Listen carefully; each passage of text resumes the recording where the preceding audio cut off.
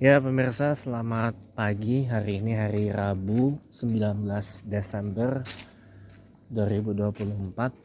Ya kurang lebih 20 menit lagi menjelang azan salat subuh untuk Jakarta dan sekitarnya yang jatuh pada pukul 4.11 pagi waktu Indonesia Barat, ya, atau pukul 4.11 waktu Indonesia Barat. Ya, jadi menjelang azan subuh di cuaca yang sangat sejuk ini, teman-teman, ya saya cuman mau mengajak kawan-kawan semua untuk setidaknya pada masa-masa seperti sekarang ini kita bersatu, jangan banyak ber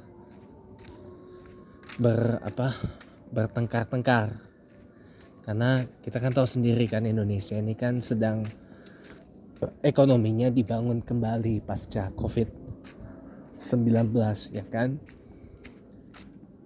Kalaupun kita berada di pihak yang menjadi oposisi dari pemerintahan merah putih, pimpinan Presiden ke-8 RI Bapak Prabowo Subianto dan Wakil Presiden ke-14 RI Mas Gibran Rakabuming Raka, maka hendaklah kita menjadi oposisi yang konstruktif,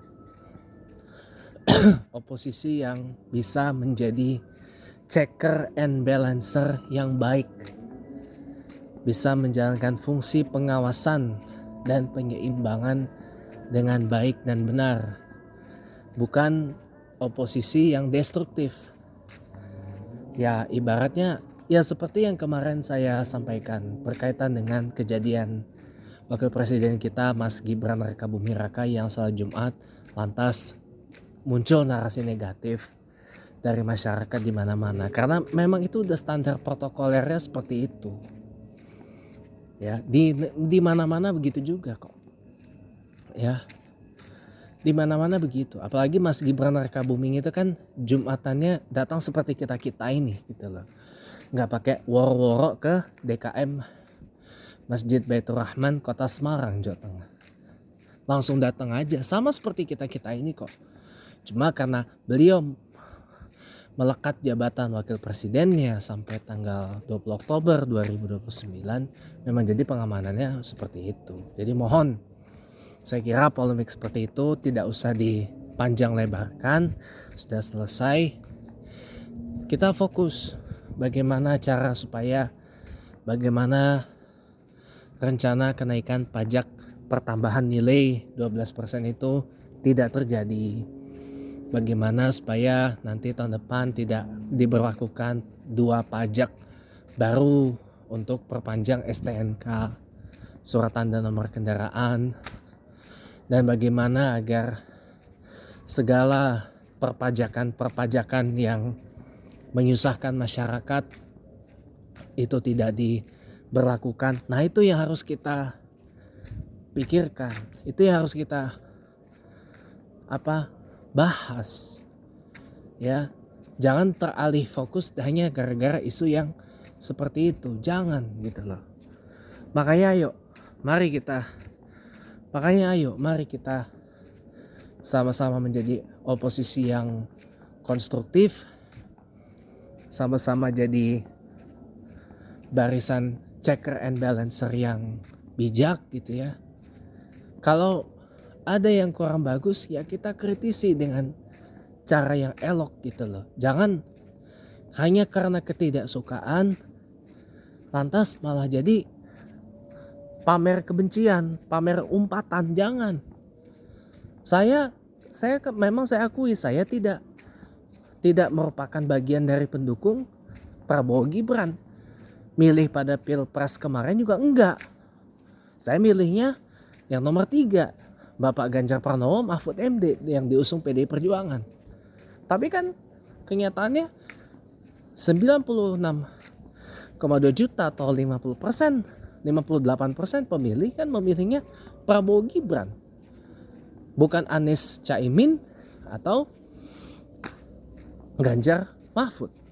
Jadi ya sudah, mau nggak mau Pak Prabowo dan Mas Gibran adalah presiden dan wakil presiden kita.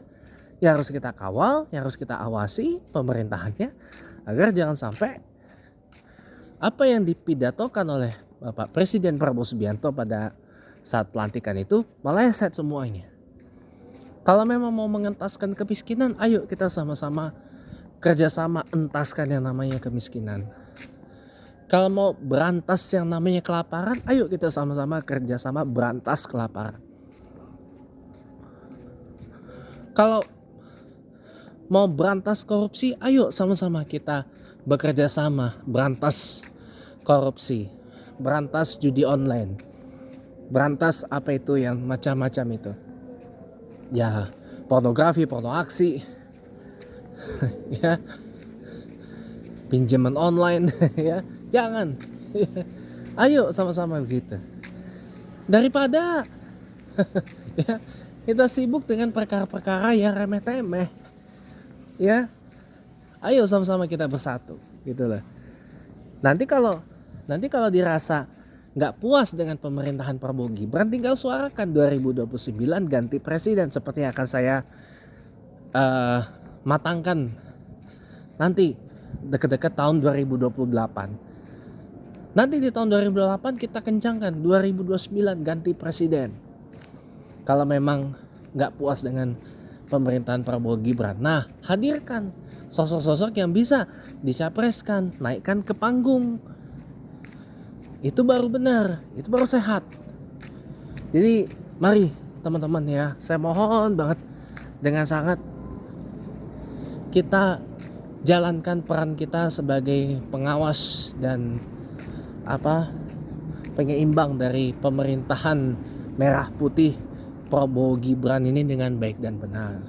Jangan hanya karena kita nggak dukung dan nggak milih, lantas kita jadi pembenci dan pengumpat. Jangan teman-teman. Makanya demokrasi itu butuh kedewasaan. Karena kedewasaan itulah yang membentuk kita menjadi orang yang arif dan bijaksana.